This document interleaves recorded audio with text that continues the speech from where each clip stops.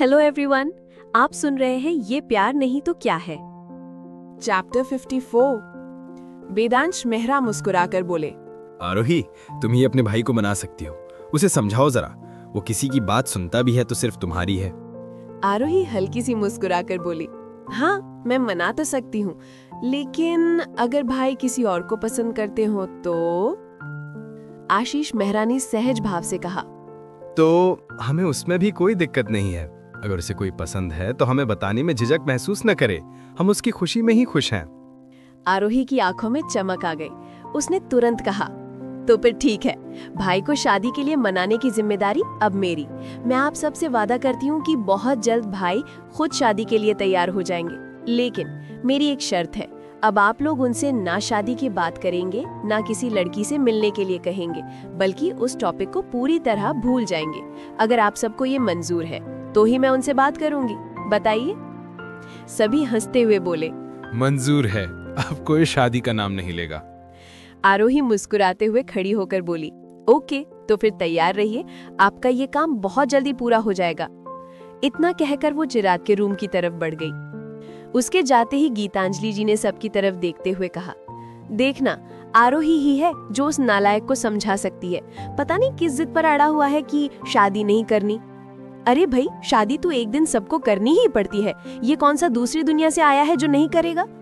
अब मैं भी देखती हूँ कैसे ये शादी नहीं करेगा। देव मेहरा मुस्कुराकर बोले, माँ, आप ये बातें अब क्यों कह रही हैं? जब आरोही यहाँ थी तब कहना चाहिए था ना। तब तो आप बिल्कुल ऐसे चुप बैठी थी जैसे आप यहाँ हमारे बीच मौजूद ही नहीं है। गीतांजलि जी ने भौं चढ़ाते हुए कहा, तो तुम क्या चाहते थे? उसके सामने उसके भाई की बुराई करके अपने लिए मुसीबत मोल ले लेती? तुम्हें क्या फिर वही उबली हुई सब्जी 1 महीने तक मुझे खानी पड़ती? उनकी बात सुनकर सब हंस पड़े। आशीष मेहरा मुस्कुराकर बोले, माँ, वो आपकी अच्छी हेल्थ के लिए बनवाती हैं। अच्छा, अगर वो सादे खाने से इतनी हेल्थ बनती है तो तुम क्यों नहीं खा लेते? मैं तुम्हारे लिए भी रोज वही बनवाऊंगी, तब पता चलेगा। इतना कहकर वो गुस्से में वहां से चली गई। देव मेहरा मुस्कुराकर बोले, ये माँ भी ना कभी कभी बिल्कुल बच्चों जैसी हो जाती हैं। उधर आरोही वो अब चिराग के रूम के डोर के पास पहुंच चुकी थी। जैसे ही उसने डोर खोलने को हाथ बढ़ाया, उसे अंदर से चिराग की धीमी सी आवाज सुनाई दी। वो ठिठक गई और धीरे से दरवाजे के पास रुककर सुनने लगी। चिराग अपने बिस्तर पर बैठा हाथ में मोबाइल लिए किसी की तस्वीर को देखते हुए खुद से ही कह रहा था, सब लोग मेरी शादी कराने के पीछे पड़े हैं, लेकिन मुझे किसी और से शादी नहीं करनी। मैं तुमसे प्यार करता हूं, पर तुम्हें कभी बता नहीं पाया और अब शायद कभी बता भी नहीं पाऊंगा। उसकी आंखें भर आईं। उसने आगे कहना जारी रखा, तुम्हारी बहुत याद आती है, लेकिन तुम कहाँ हो ये भी नहीं पता। मैंने तुम्हें बहुत हर्ट किया है और मैं अपने किए की माफी तक नहीं मांग पाया, क्योंकि मैंने जो किया था उसके बाद मुझमें हिम्मत ही नहीं थी तुम्हारे सामने आने की। लेकिन मुझे कहाँ पता था कि तुमसे एक बार भी ना मिलकर, तुम्हारा सामना ना कर कर मैं तुम्हें हमेशा के लिए ही खो दूंगा। उसने तस्वीर को देखते हुए आगे कहा, सब कह रहे हैं कि अगर मैं किसी को पसंद करता हूं तो बता दूं। कहते हैं किसी को भी प्रॉब्लम नहीं होगी, पर मैं क्या बताऊं कि जिससे मैं पसंद करता हूं वो इस वक्त कहाँ है ये मुझे खुद को नहीं पता। और क्या वो भी मुझे चाहती होगी या नहीं, मुझे ये तक नहीं पता। मुझे बस इतना पता है कि अगर मैं शादी करूंगा तो सिर्फ तुमसे करूंगा, वरना किसी से भी नहीं, क्योंकि मैं आज भी सिर्फ तुमसे प्यार करता हूं। उसने अब गहरी सांस ली, आंखों से बहते आंसू पोंछकर कहा, लेकिन इसके लिए मुझे पहले तुम्हें ढूंढना पड़ेगा। पर कहाँ ढूंढूं मैं तुम्हें? जहां जहां तुम जा सकती थी, जिस जिस जगह तुम हो सकती थी, उन सब जगह तुम्हें ढूंढ चुका हूं, लेकिन तुम कहीं भी नहीं मिली। कहाँ हो तुम? प्लीज वापस आ जाओ, नहीं रह सकता तुम्हारे बिना। पता है तुम मुझसे नाराज हो, होना भी चाहिए। मैंने तुम्हें बहुत दुख दिया है, पर प्लीज एक मौका तो दे दो। अगर आ नहीं सकती तो कोई तो हिंट दो ताकि मैं तुम्हें ढूंढ सकूं। आरोही से अब और अपने भाई को ऐसे नहीं देखा जा रहा था। उसकी आंखें भी नम हो चुकी थी। उसने जल्दी से अपने आंसू पोंछे और कमरे के अंदर आते हुए मुस्कुराकर बोली, क्या भाई, आप भी ना बच्चों की तरह रो रहे हो? अगर शादी नहीं करनी तो मत करो, लेकिन इतनी सी बात पर कोई ऐसे रोता है क्या? आरोही की आवाज सुनते ही चिराग चौंक गया।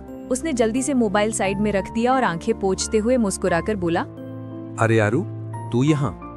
और मैं कहाँ रो रहा हूँ? बस आंख में कुछ चला गया था। आरोही ने उसे हल्की मुस्कान के साथ छेड़ते हुए कहा, अच्छा, मुझे तो लगा आप शादी नहीं करना चाहते और सब आपको फोर्स कर रहे हैं, इसी वजह से रो रहे हैं। चिराग ने उसे घूरते हुए कहा। कुछ भी मतलब? तुझे आजकल ज्यादा ही नहीं लगने लगा है? आरोही हंसते हुए बोली, आपकी ही संगत का असर है भाई। चिराग ने प्यार से उसके सर पर हाथ फेरते हुए कहा। अच्छा, तो अब इसमें भी मेरी गलती है? आरोही ने उसे चिढ़ाने के लिए कहा, और नहीं तो क्या, वैसे मैं आपको एक गुड न्यूज देने आई थी। चिराग ने हैरानी से कहा। कैसी गुड न्यूज? आरोही मुस्कुराते हुए बोली, भाई मैंने आपकी एक बहुत बड़ी प्रॉब्लम सॉल्व कर दी है। चिराग ने कंफ्यूज होकर कहा। कौन सी प्रॉब्लम? आरोही मुस्कुराकर बोली, अब ना आपसे कोई भी शादी के लिए नहीं कहेगा। चिराग ने हैरानी से उसकी तरफ देखते हुए सवाल किया। क्या सच में? लेकिन तूने ऐसा क्या कर दिया? आरोही ने मासूमियत से मुस्कुराकर कहा, कुछ तो किया ही होगा।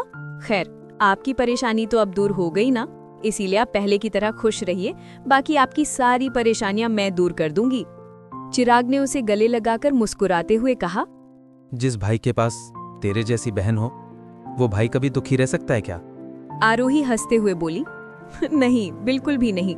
चिराग ने उसे हल्के से अलग करते हुए उसके गाल पर हाथ रखकर कहा। पागल, अब जाकर चेंज करा। तुझे भूख नहीं लगी क्या? आरोही ने अपना हाथ अपने पेट पर रखकर कहा, हाँ भाई, बहुत जोर से लगी है, आप भी जल्दी से नीचे चलो। चिराग ने हाँ में सर हिलाया तो आरोही खिलखिलाते हुए अपने कमरे की तरफ चली गई। उसके जाते हुए कदमों की आहट में भी जैसे घर की दीवारें मुस्कुरा उठी। चिराग कुछ पल उसे जाते हुए देखता रहा, फिर हल्की मुस्कान के साथ खुद से बोला, आरोही, तूने अपने भाई की एक परेशानी तो सच में दूर कर दी, लेकिन दूसरी परेशानी, वो तो तुझे भी पता भी नहीं है। उसके चेहरे पर एक दर्द भरी मुस्कुराहट आई, जो कुछ पल में ही हल्की उदासी में बदल गई। थोड़ी देर बाद आरोही चेंज करके जल्दी से नीचे आ गई। डाइनिंग टेबल पर सब पहले से बैठे थे, पापा, बड़े पापा, दादू, दादी और चिराग। टेबल पर हंसी मजाक का माहौल था, लेकिन आरोही की आंखें जैसे कुछ ढूंढ रही थी। वो सबके साथ बैठी चुपचाप डिनर कर रही थी, लेकिन उसका ध्यान बार बार सबकी तरफ जा रहा था। कभी वो पापा की ओर देखती, कभी दादी की ओर, फिर मुस्कुराकर प्लेट में खाना घुमाने लगती। किसी ने गौर नहीं किया कि उसकी नजरें कुछ तलाश रही हैं। कुछ देर बाद उसने शरारती अंदाज में पूछा, पापा, कुछ ही दिन बाद मेरा बर्थडे आने वाला है, तो आप सब ने इस बार मेरे लिए क्या करने का सोचा है? उसका सवाल सुनते ही सब मुस्कुराने लगे। देव मेहरा ने प्यार से उसकी तरफ देखकर कहा, बच्चा, अगर हमने अभी ही बता दिया कि हम क्या करने वाले हैं तो फिर सरप्राइज रह ही कहाँ जाएगा। आरोही ने क्यूट सा चेहरा बनाते हुए कहा, पर पापा, कोई छोटी सी हिंट तो दे सकते हैं ना? देव मेहरा मुस्कुराकर बोले, नहीं, ये सरप्राइज है और सरप्राइज की हिंट नहीं दी जाती। आरोही ने पाउट बनाते हुए कहा, पर पापा प्लीज ना, सिर्फ एक हिंट। देव मेहरा ने हल्के सख्त लहजे में कहा। No means no. आरोही ने फिर कोशिश की, पापा प्लीज, लेकिन इस बार देव मेहरा ने बस मुस्कुरा दिया। तभी पास बैठे आशीष मेहरा बोले, अरे आरोही, तुम बेकार में कोशिश कर रही हो, जबकि तुम्हें तो पता है तुम्हारे पापा कितने जिद्दी हैं, बिल्कुल तुम्हारी तरह। वो नहीं बताने वाला तुम्हें कुछ। आरोही ने उन्हें घूरते हुए कहा, बड़े पापा, अगर पापा जिद्दी हैं तो मैं उनसे डबल जिद्दी हूँ, क्योंकि मैं भी उन्हीं की कॉपी हूँ और उन्हीं का खून हूँ। लेकिन फिलहाल मैं अपनी जिद से उनकी जिद नहीं तोड़ूंगी। तो ठीक है, अब मैं पापा से नहीं पूछूंगी, मुझे नहीं पूछना उनसे कुछ भी। पर अगर पापा नहीं बताएंगे तो आप में से कोई तो बता दो ना प्लीज। आशीष मेहरा ने हंसते हुए कहा, सॉरी बच्चा, रूल्स आर रूल्स। हम सब ने प्रॉमिस किया है, मैं तो क्या, कोई भी तुम्हें कुछ नहीं बता सकता, इसलिए अब तुम ये सब भूल जाओ, और जब तुम्हारा बर्थडे आएगा तब सब खुद ब खुद सामने आ जाएगा। आरोही ने मुंह फुलाकर कहा, ठीक है, मत बताइए, मुझसे कोई प्यार नहीं करता हूँ। वो अब चुपचाप सिर झुकाकर खाना खाने लगी। उसका उदास चेहरा देखकर सब एक दूसरे की तरफ मुस्कुराते हुए देखने लगे। तभी चिराग, जो उसके बगल में बैठा था, उसने अपने हाथ से एक निवाला उसकी तरफ बढ़ाते हुए कहा, अरे मेरी जान, ये लो, ये खाओ। ऐसे कैसे कोई तुझसे प्यार नहीं करता? मैं करता हूँ मेरी छोटी सी आरू से बहुत प्यार, और मुझे मेरी आरू ऐसी मायूस बिल्कुल अच्छी नहीं लगती। मुझे तो मेरी हंसती खिलखिलाती बहन ही अच्छी लगती है। डोंट बी सैड, मैं हूं ना, मैं तेरे लिए एक अलग सरप्राइज प्लान करूंगा, और हाँ, तुझे पहले से बता भी दूंगा। आरोही तिरछी नजरों से उसकी तरफ देखने लगी। उसके होठों पर अब शरारती मुस्कुराहट आ गई थी। उसने जानबूझकर उसके हाथ से वो निवाला खाते हुए उसकी उंगलियों को हल्के से काट भी लिया। चिराग के मुंह से दर्द भरी चीख निकल पड़ी। आउच! वो जल्दी से अपनी उंगलियों को सहलाते हुए उसकी तरफ हैरानी से देखते हुए बोला, शैतान, एक तो मैं तुझे मनाने की कोशिश कर रहा हूं और तू है कि मेरी उंगलियां ही काट रही है। आरोही मासूमियत से अपने दोनों कान पकड़ते हुए बोली, सॉरी भाई। चिराग प्यार से उसके सर को सहलाते हुए बोला, कोई बात नहीं, चल माफ किया। तू भी क्या याद रखेगी कि तेरा भाई कितना बड़ा दिल वाला है, और कम से कम इसी बहाने तेरे चेहरे पर मुस्कुराहट तो आई। सबकी हंसी फूट पड़ी। आरोही ने नाक सिकोड़ते हुए कहा, हाँ हाँ पता है मुझे, आप कितने बड़े दिल वाले हैं। देव मेहरा और आशीष मेहरा हंसने लगे। दादी मुस्कुराते हुए बोई, ये दोनों भाई बहन जब एक साथ होते हैं ना तो पूरा घर खेल उठता है, बस अभी एक मिसिंग है। लंच का माहौल धीरे धीरे हंसी और प्यार से भर गया। फिर सब हॉल में जाकर बैठ गए। चिराग और आरोही की नोक-झोंक जारी रही, कभी कोई जोक, कभी किसी बात पर हंसी के ठहाके। ऐसे ही बातों और मस्ती में प्यार और अपनापन भरे इस माहौल में आज का पूरा दिन हंसते खेलते बीत गया। पर किसी को नहीं पता था कि इस हंसी के पीछे कुछ दिल अब भी अधूरे थे और कुछ राज जो बहुत जल्द सामने आने वाले थे। तो गाइज, आज का चैप्टर तो यहीं खत्म होता है।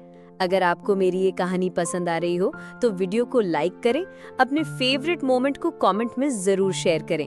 आपके हर एक कमेंट से हमें और लिखने की हिम्मत मिलती है। और हाँ, मेरी चैनल को सब्सक्राइब करना ना भूलें। साथ ही बेल आइकन जरूर दबाएं ताकि इस जज्बाती सफर का कोई भी हिस्सा आप मिस ना करें। अगले चैप्टर में फिर मिलेंगे, कुछ नए मोड़ों, कुछ अधूरे अल्फाजों और बहुत सारे एहसासों के साथ। तब तक के लिए bye bye and take care.